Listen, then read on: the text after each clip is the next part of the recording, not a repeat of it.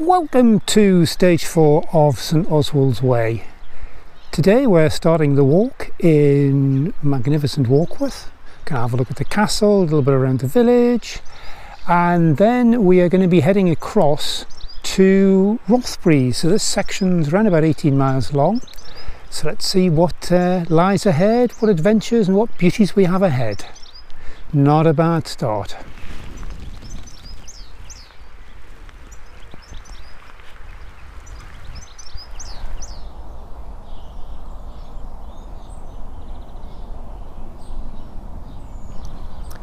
Let's have a look at the route for stage 4. We start at Warkworth, head west and reach Felton, then follow the River Coquet on our way to Weldon Bridge, then pass Brinkburn Priory before reaching Rothbury. Now let's find out a little more about St Oswald's Way. Well, hello everyone, joined by Martin Pameter, who was heavily involved in setting up St Oswald's Way. So Martin, can you tell us a little bit about St Oswald's Way and the setting up of it, please? Well, St Oswald was one of the three main Northumbrian saints, and the idea of the walk was to link various places together that are associated with St Oswald. So it starts off at Lindisfarne, Holy Island of Lindisfarne, where Oswald helped Aidan to set up the first monastery on Holy Island. Then goes through Bamborough, which is where his royal palace was back in the Anglo-Saxon days, and then finishes at Heavenfield, which is where he fought a battle to reinforce his kingdom of Northumbria, and also he then went on to establish Christianity again in the Northumbria region. And so the route is about 96 miles in total, and it takes in a lot of the main features of Northumberland that people know about. So there's a lot of coast and castles which are really beautiful. Goes through forests and lots of countryside and along Hadrian's Wall at the end, and finishes at one of Northumbria's main historic sites as well. Wow, that's brilliant, thank you for that. Is there any particular section that you prefer or stands out to you? My favourite section is probably around Budle Bay, which is north of Bamborough. It was always one of my favourite sections even before this year, and the route of St Oswald's Way is changing this year because of the England Coast Path, and it's going to take even more of Budle Bay, and it's the extension, it's now getting closer to the coast itself, and the views of Budle Bay are absolutely stunning, and there's so much history around there as well. It's a beautiful part of the county. It certainly is, I'll agree with that one. Is there anything else you want to add just before we close off? The route's managed to a large extent by the St Oswald's Way management group, and we're running short of volunteers to either be on the group or to help us out with just looking after small sections of the route in terms of maintenance and reporting problems to the county council. So anybody that would like to work in a more administrative role, either be on the group or our group of advisors, or to work as a ranger, will be very, very welcome. Okay, that's great. Okay. Well, many thanks for that, Martin. Do appreciate it. That's okay. Well, thanks. I hope you enjoy your walk then. I took the bus to the start of the walk at Warkworth. There's lots to explore in Warkworth, from the medieval fortified bridge dating back to the 1300s. No visit to Warkworth is complete without a walk along the beautiful River Coquet.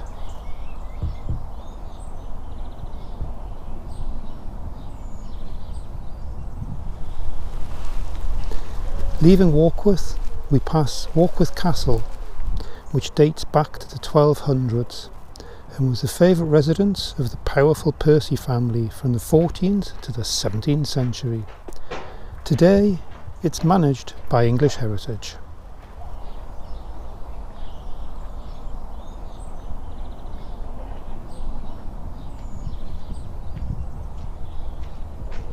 As we leave the castle behind us, we walk along the side of the Warkworth Cricket Club, and our path takes us and we've got to go through a little bit of an estate walk, not too far, and then we're out onto the paths. Got a great morning for it. Let's see what the rest of the day brings. It should be a nice one. It's one of the longer stretches, but it should be a really nice walk. Longish, but quite easy. Well, we've just come down off the road. 10 yards, something like that. And we've got some signage here, St Oswald's Way. So as I say, just a small stretch through some small estate here. And I can see the next sign straight ahead. Seems to be next to a red bin. I think that's our next sign. Well, as we continue on down the path, you can just see on our left here, we're looking back now, where the trees are ahead of us, that's New Barnes Farm. Just to the right of there, you can see the Warkworth Castle. I pan round, I'm starting to get a nice view out over the North Sea, and centre of screen, that is Amble. It's all very tranquil. All we've got in the background is the bird song, which is just wonderful. So currently just walking along this path. We've just come down this path through the fields. You can just see ahead. Don't know if you can hear the birds behind. We've had warblers, we've had yellowhammers, we've had finches, we had bullfinches. Great backdrop just to walk through. Anyway, we'll put a map in the top right hand corner to show where we are. As we walk down the path here and we get to the road, we need to turn left and then pretty much immediately right. Not sure if there's any signage around here. Well, we've come down the road, maybe about 100 metres or so. And here's our next turn. And indeed, there is signage. We've got here, looks like new signage as well. St Oswald's Way, the little logo, which is very nice. And Fountain 4 miles. So we're heading down the track here. And we're going to be picking up the route of the Coquet River. And a lot of this section is going to be, we're going to be dropping in, well, hopefully not literally dropping into River Coquet, but just touching the river bank as we go along. So that should make it a very, very pleasant walk. Well, currently, we're going down the side of the field here. Oh, what a cracking morning. We started off relatively early, so it's only just turned 8:30. Well, as we continue down the path, you can hear the bird song in the background, I'm sure. So we just pan round as we continue on. We've got the main north-south rail line. So there's a little bit here known as Rake Lane on the map. So we'll continue on through. Very, very pleasant. Just the bird song to keep you company and along by the sides of the fields.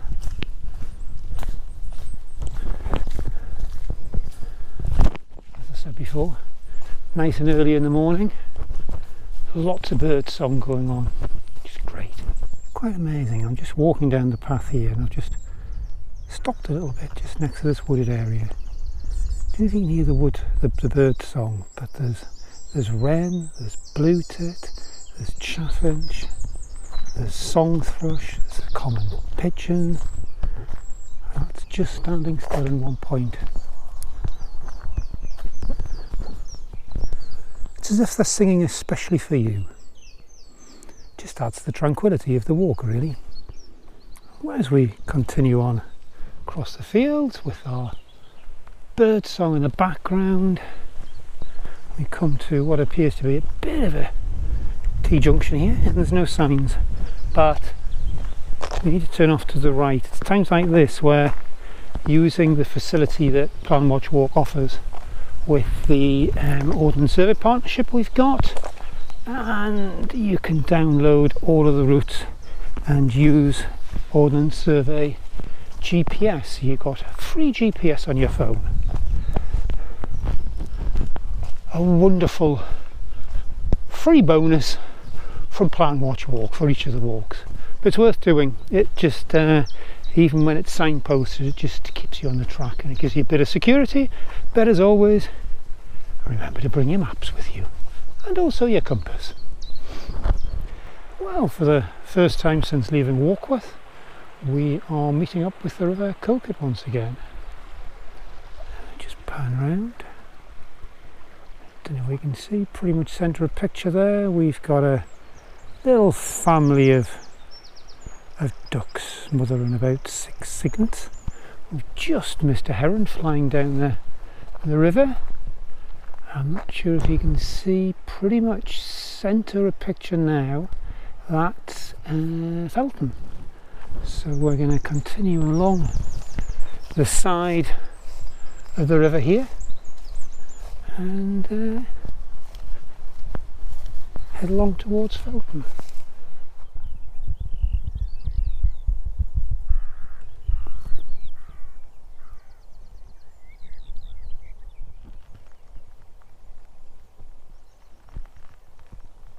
Just come along the banks of the Coquet and we're in West Felton, which is on the south bank of the River Coquet. So we got ahead of us here. This is the original old bridge dating back to around the 15th century, and this was the route of the original Great North Road, which was the road from London up to Edinburgh. So as we cross over the bridge, we will move over to Felton, and as we cross over we need to head left and continue on our way.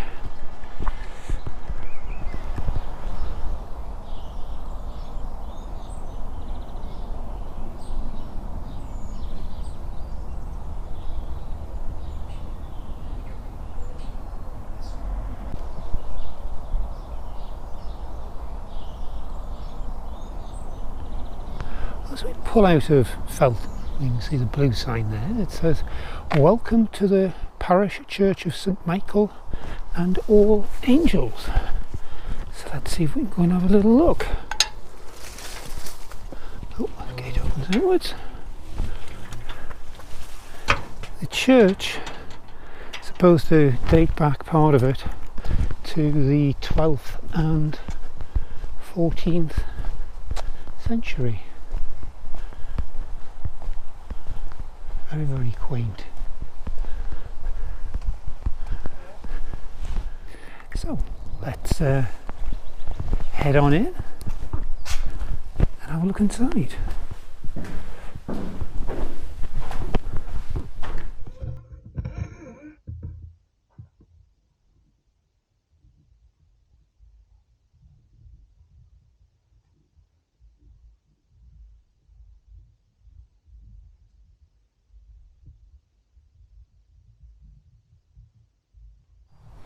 So as we leave the church behind us, we take the path pretty much directly opposite, and we head along some more paths, and we're going to be picking up the Coquet once again.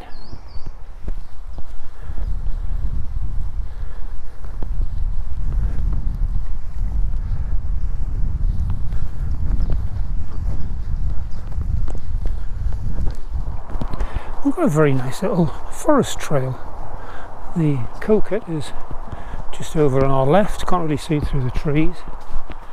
And I don't know if you can hear it in the background, but our tranquility is being disturbed by the sound of the main A1. So we've got to get under the A1, hopefully we won't have to go over it, and then we continue and hopefully leave the noise of all these nasty automobiles behind us. But everything's going well, and it's a cracking day for it. Well, we have good news. Good news is we go under the A1, which is nice. And we've got the Coquet. Still can't see it. It's down on our left, down there. We need to follow the path.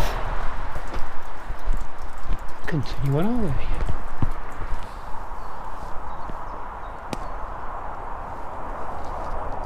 Just had a really pleasant meander through the woods, and we come down to the bridge. We're getting closer once again to the River Coquet, and this here bridge is over a small tributary of which is heading down towards the Coquet. How beautiful is that? And we head over here and we are up across the fields. So we come along the path, we're back with a load of friends. There's some chaffinches, erskines, robins, and here in the river we've got a couple of swans just biding their time.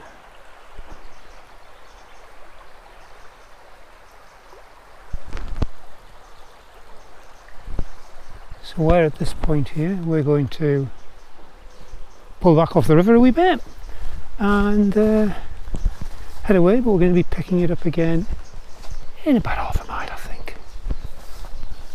The routing's pretty good at every single junction, but we've got the St Oswald's Way signage, so we're away heading up this path next. We come down more or less to the end of the more slightly overgrown paths, although still walkable. We come to an area which just opens out, and you've got the valley of the Coquet, very picturesque little house here, and you can just see, hope you can see, just the river. So we're meeting up with the river once again, and what a nice reception back out of the woods. Very, very tranquil, very, very beautiful. Well, if time permits in your schedule, it's well worth thinking about stopping off at the Anglers here, the Anglers Arms, and then we will head over the original Weldon Bridge. Well, as we leave the Anglers Arms behind us, ahead of us we have got Weldon Bridge. Weldon Bridge was built in around about 1802, somewhere around about there, and it was to replace a bridge that had been, or two bridges I believe, that had been washed away in the middle of the 18th century. As we leave Weldon Bridge, we follow the river along through this wonderful little dingly dell, and we've got this little rapids area you just see ahead of us here.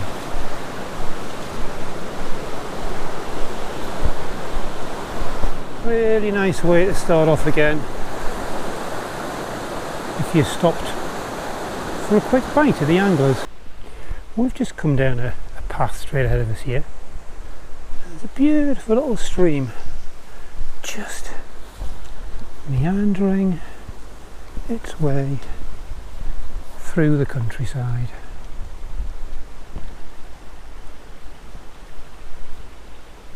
How beautiful is that? Anyhow, we need to go through this gate, and then we're on the road for a wee while, either side of that telegraph that pylon, and then we're heading along to Brinkburn, and eventually we're going to get to Brinkburn Priory. So all's going well. Hope you're enjoying it. Remember, plenty of resources around on the website. All of these walks have got blog pages, all the descriptions and everything, and that's planwatchwalk.guide. If you like what we do, it'd be fantastic if you could subscribe. Thumbs up are good. Comments below, brilliant as well. So yeah, I hope you're enjoying it. You see many strange and funny things on walks. I must admit this one's new to me. Underneath a tree we have a collection of dwarfs. Got a policeman. Strange. Yeah, takes all sorts. You can't actually get to Brinkburn Abbey from the route of St Oswald's Way. You've got it on the north side of the river and you can't get across. You can just see the river just in front of the abbey. It's the Brinkburn itself. You need to come from the B6344, I think it is, and come down from there. But I just thought I'd give you a quick view of Brinkburn Abbey. Anyway, we're going to get back on the trail, which is up this way. We'll just come around a little bit just to give you a view of this, and on our way to Rothbury. So the ground so far has been reasonably flat, been undulating, but you can see it's starting to, I mentioned before. And now we've got to go down the gully, over the footbridge, and up the other side. It makes a nice change. Well, we've come to the footbridge, slightly different gate here, on a pivot, and we've got a really nice stream just winding its way through the hillside. Very nice. So we are now, we've climbed down, we've got to go up. Our route now takes us back down to the River Coquet. We've got the Pauper Hoff Bridge, 19th century bridge, with an angler just in front.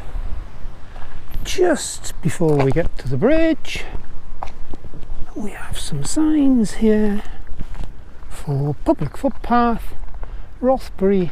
Oh, we see it, 3 1/4, and I think on this side there is indeed. There is a St Oswald's sign. So, 3 1/4 to go.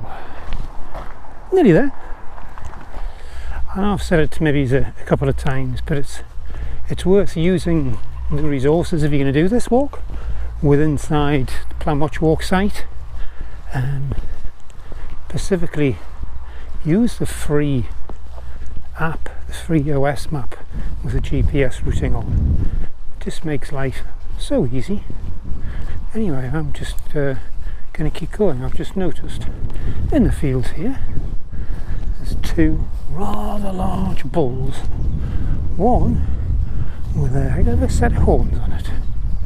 So I think I'll sign off from videoing and get the hell out of here. There's a bridge in the background. And the River Coquet, it's been our friend on this walk off and on right the way along. It's very interesting because some points it's quite wide as it is now, and other points it's really quite narrow. There's an half change going along. Interesting, since we've moved inland quite a bit more, the birds have changed. We've had lapwings, jays, swallows, swifts, pond swallows, and oh look, there's a hare.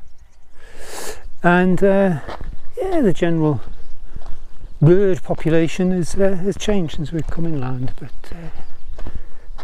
it's been really nice and varied. We started pretty much at the coast and come across fields, and we're now starting to pick up some of the hills and everything. And the next stage of the walk, stage 5 from Rothbury onwards, is going to take us up on the Simonside Hills, which they're great to be walking on. That's a nice day's walking up on the Simonside.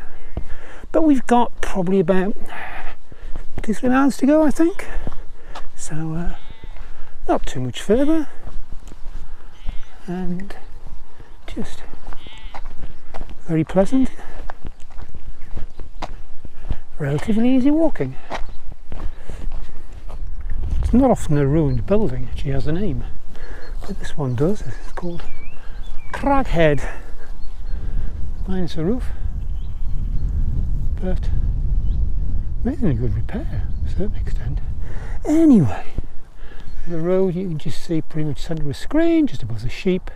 That's the road into Rothbury itself. So when we get to the top of the rise here, we may, not sure, be able to start seeing Rothbury. Now, we've just left the ruined building, and I was just about to say earlier on, you actually become quite good at spotting all the signs at some distance, and you can see them and pick the path up, and it's quite good. Totally missed this one.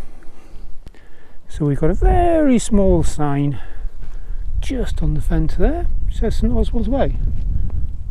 Easy to miss. I did. I went off down there. So we'll head over the stile, and this takes us along a disused rail track. And here we go. I'll give you a bit more information as we go along. Well, for the next mile or so, we're following the track of a disused rail line with the Northumberland Central Railway. It's a single gauge line built in the 19th century between Rothbury and Scott's Gap, and stopped running in 1963. But what it does do, makes for some very nice walking.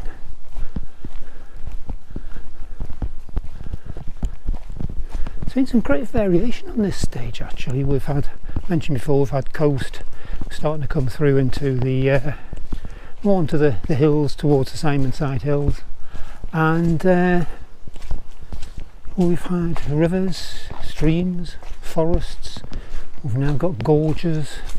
So yeah, nice and mixed up, nice variation, which is good.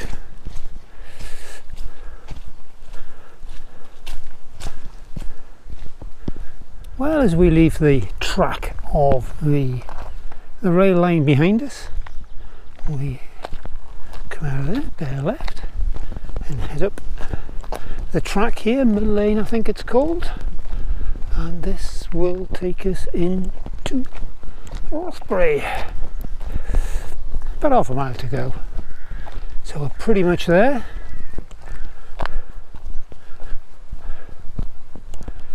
It's been relatively easy walk in many ways. It hasn't been much up and down, but 18 miles sort of makes it a medium type walk, but very enjoyable with a backdrop of this.